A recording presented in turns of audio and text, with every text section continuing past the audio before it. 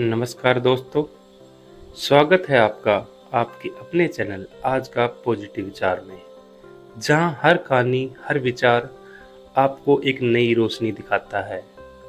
आज हम आपके लिए लाए हैं एक ऐसी प्रेरणादायक कहानी जो न सिर्फ आपके जीवन की दिशा बदल सकती है, बल्कि आपको ईश्वर की अद्भुत योजना पर विश्वास करना सिखा सकती है। तो आइए शुरू करते हैं आज की कहानी, ईश्वर की योजना।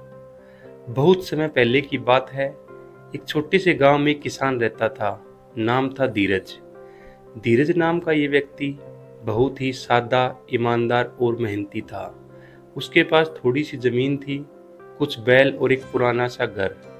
हर सुबह सूरज की पहली किरण के साथ वो खेतों में काम पर लग जाता और शाम होते होते थका हुआ घर लौट आता।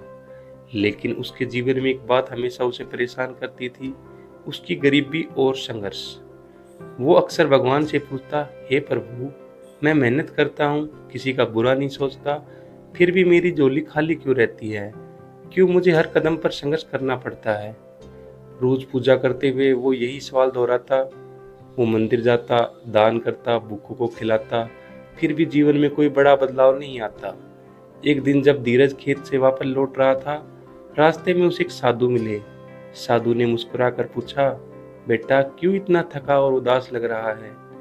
धीरज ने सारी बात साधु को बताई, अपनी मेहनत, अपने संघर्ष और अपनी निराशा।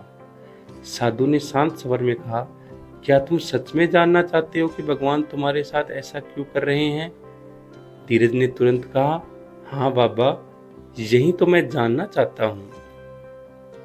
साधु ने कहा, तो कल सुबह सूरज उगने से पहले पहाड़ी के उस पार आ जाना, मैं तुम्हें भगवान की योजना दिखाऊंगा। धीरज अगले दिन तड़के उठकर पहाड़ी की ओर चल पड़ा। जब वह वहां पहुंचा, साधु पहले से उसका इंतजार कर रहे थे। साधु ने उसे अपने पास बैठाया और ध्यान करने को कहा। कुछ ही समय में धीरज को एक दिव्य दृश्य दिखाई देने लगा। वह देखता है एक लंबा रास्ता जिस पर कई लोग चल रहे हैं। किसी के पैर में कांटे चुभ रहे हैं, कोई गिर रहा है, कोई उठ रहा है।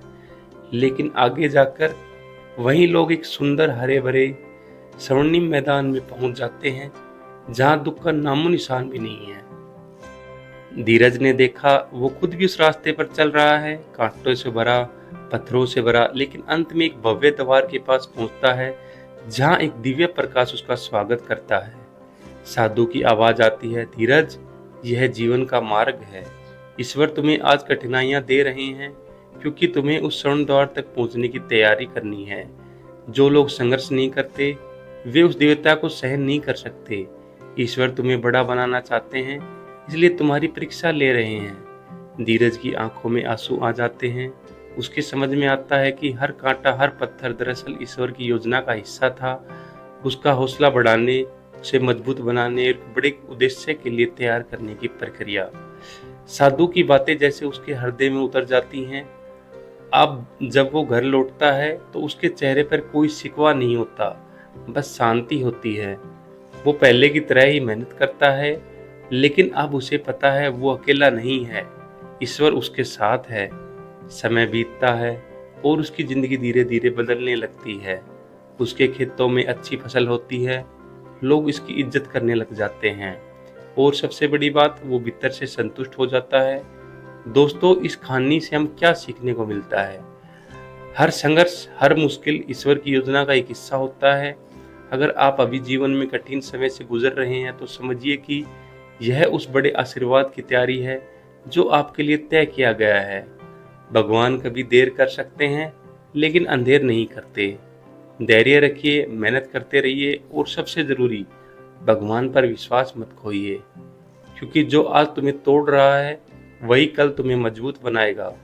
अगर आपको यह कहानी प्रेरणादायक लगी हो तो इसे लाइक कीजिए, कमेंट में जय श्री हरि लिखिए और अपने दोस्तों और परिवार के साथ इस कहानी को शेयर कीजिए। अगर आप ऐसे ही और प्रेरणादायक और आध्यात्मिक कहानियाँ चाहते हैं तो हमारे चैनल आज का पॉजिटिव विचार को जरूर सब्सक्राइब करें। मिलते हैं अगली कहानी में। जब तक के लिए ध्यान रखें, ईश्वर की योजना हमसे कहीं बड़ी और बेहतर होती है। Thank you.